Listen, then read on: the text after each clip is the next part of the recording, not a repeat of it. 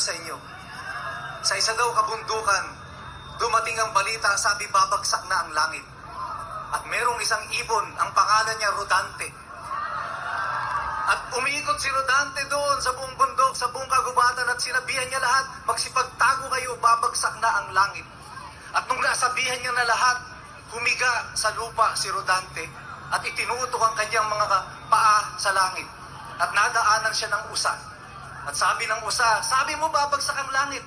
Sabi niya, oo. Eh bakit nakahiga ka dyan? Sabi niya, sasaluhin ko ang langit. Sabi niya, sira ka ba? Madudurog ka pag sinalo mo ang langit. Ang sabi ni Rodante, alam ko, pero gagawin ko ang lahat ng aking magagawa. Ang tingin nila sa inyo, mga pipit lang kayo. Maliliit tayong lahat. INC lang ikayan. Mga Duterte supporters lang yan. Mga supporters lang yan ni Rodante Marcoleta. Kaya nating durugin yan.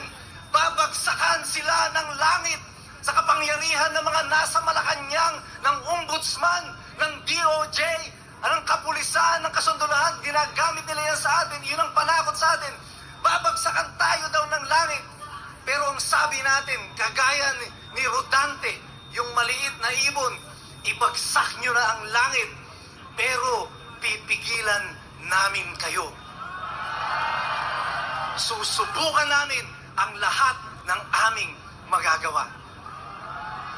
Noong 1896, sumigaw ang ating mga katipunero sa pamumuno ni Andres Bonifacio.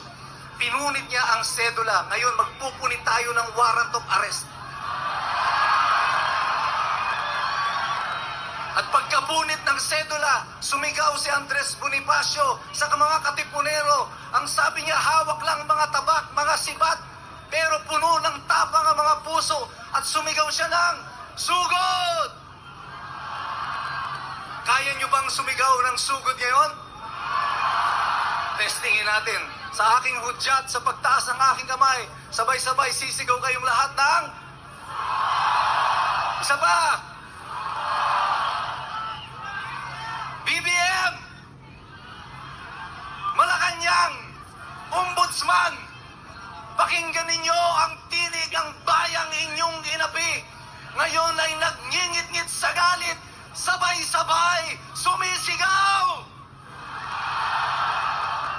Pakinggan ninyo ang tinig ng mamamayang inyong pinagnakawan. Ang mga bayan ng mamamayan na ito ngayon ay nagpupuyo sa galit, nanghihingi ng katarungan, sabay-sabay sumisigaw. Nasa harap nyo ngayon ang sambayanang Pilipino, hindi iisa, sama-sama, we are one.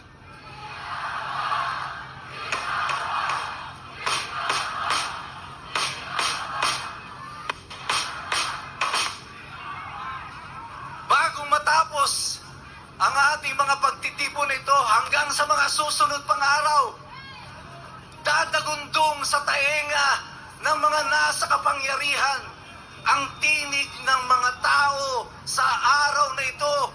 Gusto ko hindi sila makatulog. Mapanaginipan nila ito gabi-gabi.